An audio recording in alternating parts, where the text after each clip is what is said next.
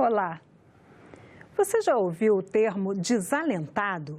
A classificação é aplicada a pessoas que estão desempregadas, mas que por algum motivo não estão à procura de trabalho.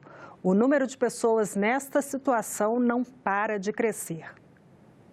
Teura Ferreira tem 30 anos, é fisioterapeuta e faz especialização em osteopatia, um método que utiliza as mãos no tratamento terapêutico de dores no corpo.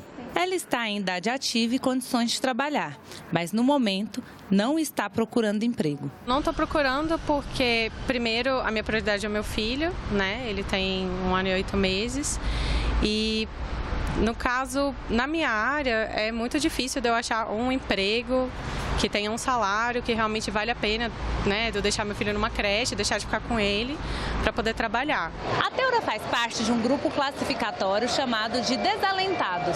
São pessoas que estão desempregadas, mas que por algum motivo não estão mais procurando emprego. Quase 5 milhões de brasileiros estão nessa situação, um universo que não para de aumentar. Desalento mostra o desencanto de algumas pessoas em procurar emprego, seja porque elas não encontram emprego, seja porque elas se consideram ou velhas demais ou novas demais para ocupar uma vaga, ou porque elas se consideram até capacitadas demais ou capacitadas de menos para aquela vaga. Então, para o que elas podem trabalhar não há vaga no momento. Então, elas simplesmente desistiram. Para o especialista e professor de economia, Carlos Alberto Ramos, um motivo para a desistência seriam os custos da busca por emprego. Muitas vezes as pessoas não têm custos, não têm dinheiro para arcar com esses custos. Por isso existem seguros-desemprego. Seguro-desemprego em todo lugar do mundo. No Brasil tem o FGTS, tem o seguro-desemprego. Teoricamente, para possibilitar que a pessoa que está desempregada tenha dinheiro suficiente para viver bem o seu padrão de vida e, além disso, procurar emprego. Entre os estados brasileiros, Alagoas e Maranhão registraram a maior taxa. Somente a região Nordeste concentra mais de 60% dos desalentados do país. Mas quais seriam as soluções? O economista lista algumas possibilidades para reverter o quadro. O primeiro passo é o crescimento econômico. Depois são alterações na legislação trabalhista que de alguma forma permitam contratações mais rápidas.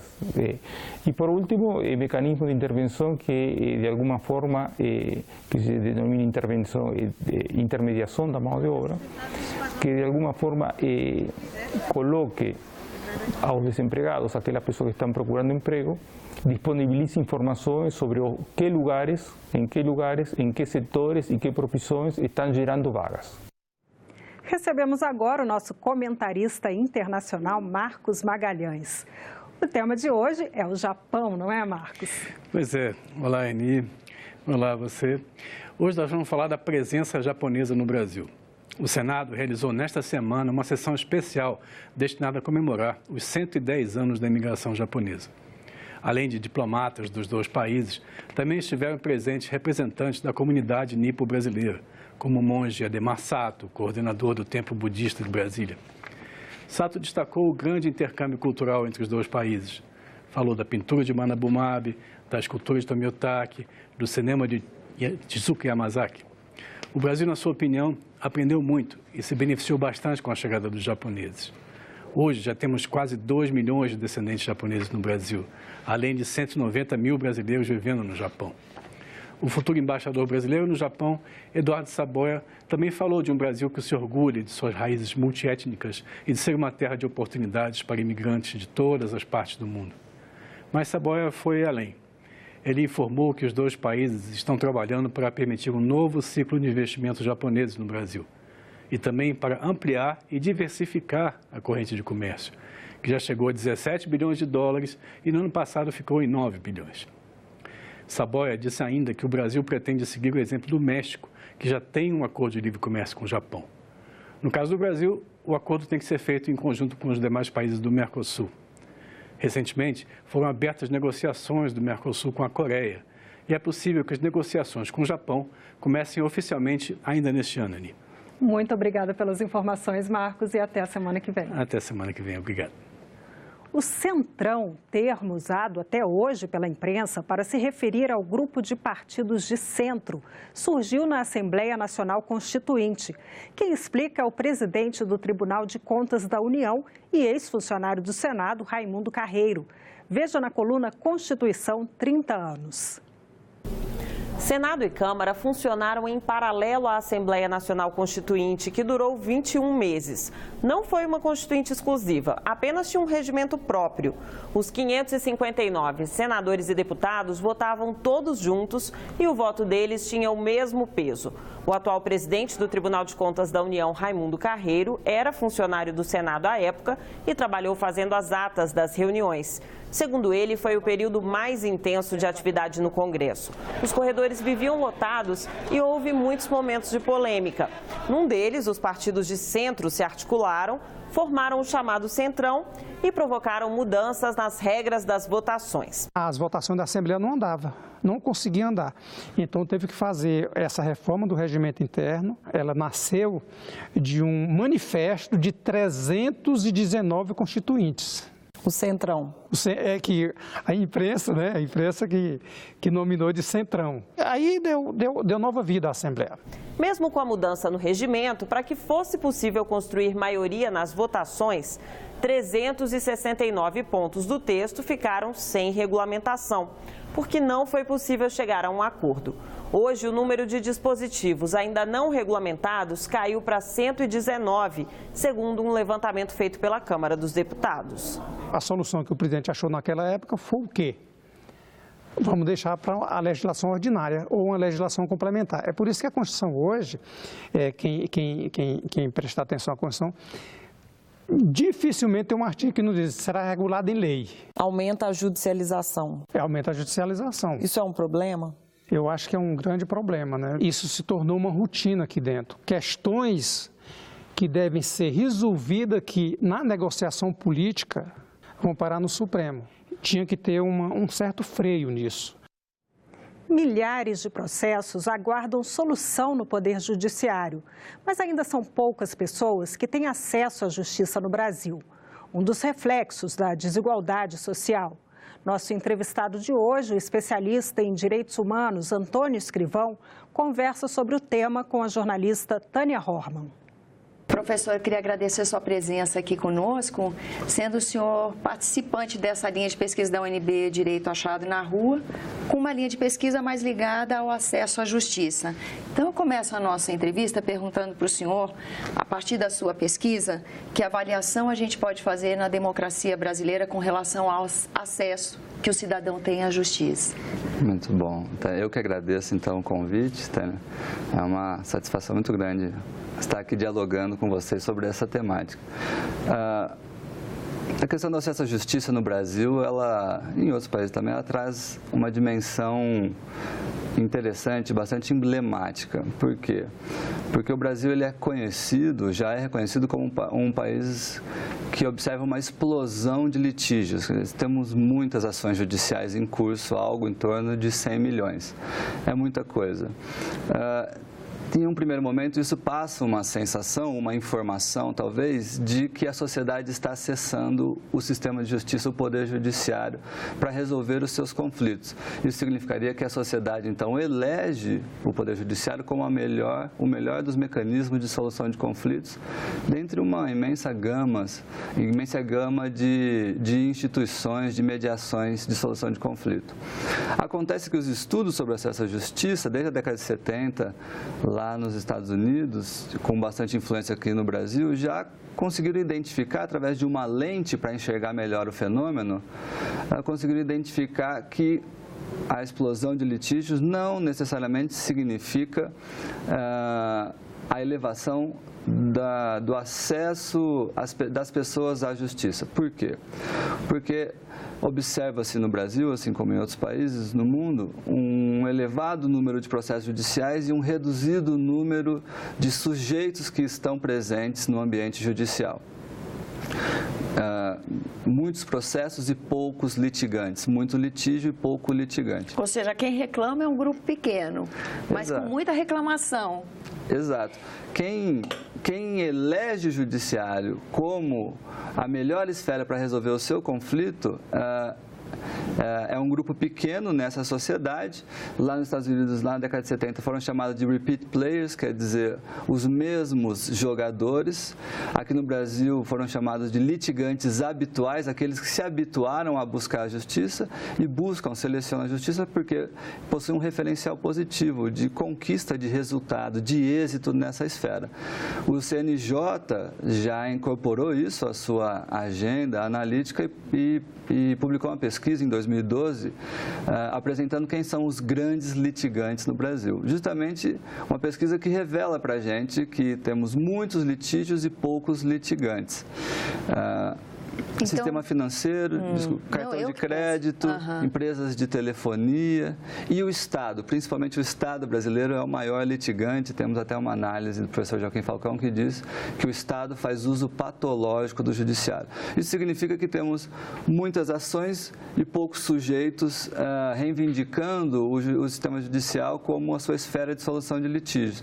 É um pouco do reflexo da concentração de riquezas, da desigualdade social no nosso país. Ela também produz esse reflexo no acesso à justiça. Muita ação, mas pouca gente usufruindo desse ambiente proporcionado aí pelo Estado. Bom, partindo da linha de pesquisa do direito achado na rua, ou seja, o direito que emerge da própria articulação da sociedade, da expressão do exercício da cidadania, né? Que não é o direito positivo dos códigos e da lei, é dessa dinâmica da sociedade. Como que dialoga o Poder Judiciário, que está atendendo concentradamente a um grupo, com essa movimentação da sociedade, né? Bom, aí é uma questão interessante para reivindicarmos a compreensão sobre a relação entre justiça e democracia, principalmente nos últimos 30 anos no Brasil. Nós percebemos aí uma relação de constituição do direito. Quer dizer, essa noção reivindica para a gente a relação entre a política e o direito. A política é o campo constitutivo do direito. É no ambiente da política em que se delimita o que é direito, quem tem direito e como o direito vai ser exercido nessa sociedade. Tradicionalmente, então, esse campo, a política foi exercida no ambiente institucional do Estado moderno, notadamente no Poder Executivo e Legislativo, designando as soluções para o Poder Judiciário. Acontece que a sociedade, ela enxerga esse processo e ela reivindica a expansão desse lugar de realizar a política. Também, talvez, reivindicando a desconcentração do poder de dizer o que é direito nessa sociedade. E a sociedade reivindica, então, a rua, esse é o nosso referencial, para dizer aqui também se delibera sobre o que é direito nessa sociedade. Notadamente, sujeitos que não estão participando do ambiente institucional de deliberação política reivindicam a rua como um espaço, o seu lugar de dizer e participar da constituição do direito nessa sociedade. Nós observamos que esse processo de reivindicação da rua, ele acaba gerando a expansão política da própria sociedade. Eu expando o rol de sujeitos que participam dessa deliberação sobre o direito na sociedade. É um espaço mais democrático de constituição do direito. Novos sujeitos ocupam esse lugar e assim participam do processo político. Historicamente, quando a sociedade reivindica esse lugar e expande a noção de política, expande os sujeitos que começam a deliberar sobre o direito, e quando eu tenho novos sujeitos, eu acabo designando novos direitos para essa sociedade. É o que aconteceu aqui no referencial histórico da Constituição de 1988, né? Esse lugar de realização do direito foi ocupado por novos sujeitos que designaram para a gente uma Constituição cidadã, como foi dito então por Ulisses Guimarães. ampliando o rol de direitos fundamentais e redesenhando as funções do Estado, principalmente na sua relação com a sociedade. Notadamente, os direitos fundamentais, eles se referem a essa relação entre Estado e sociedade.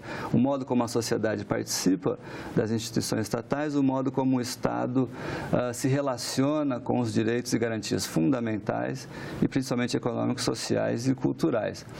A expansão política da sociedade, reivindicando novos direitos, acaba designando, então, ocasionando a expansão política do direito. Em que sentido? A ampliação da densidade política do que seria o direito das mulheres, o direito da população negra, o direito referente às sexualidades, o direito referente às desigualdades econômicas, sociais e culturais. A expansão política da sociedade expande a noção de direito. E quando eu observo a expansão política da noção de direito, nessa relação Estado e sociedade, acabo também encontrando em uma relação de causa e efeito a expansão política do sistema de justiça, a expansão do protagonismo da justiça para se referir sobre temas de elevada intensidade política, econômica e social. É um modelo histórico que encontra a sua referência original, talvez, na experiência estadunidense da década de 50, do Civil Rights, do movimento negro, que aqui nós designamos por direitos humanos. Ali a população negra ocupa a rua para dizer o que é o direito da população negra nos Estados Unidos. Muda a chave constitutiva do seu direito. Essa relação também teve um reflexo institucional. A Suprema Corte, então, nesse ambiente, vai julgar o caso Brown versus Board Education, que efetivamente encerra a segregação institucional, a segregação racial institucional nos Estados Unidos. É um modelo em que se observa algum diálogo entre a sociedade, o movimento negro, o poder executivo com o welfare state, também ampliando as noções de direitos econômicos e sociais, e o poder judiciário também imbuído nesse projeto de sociedade.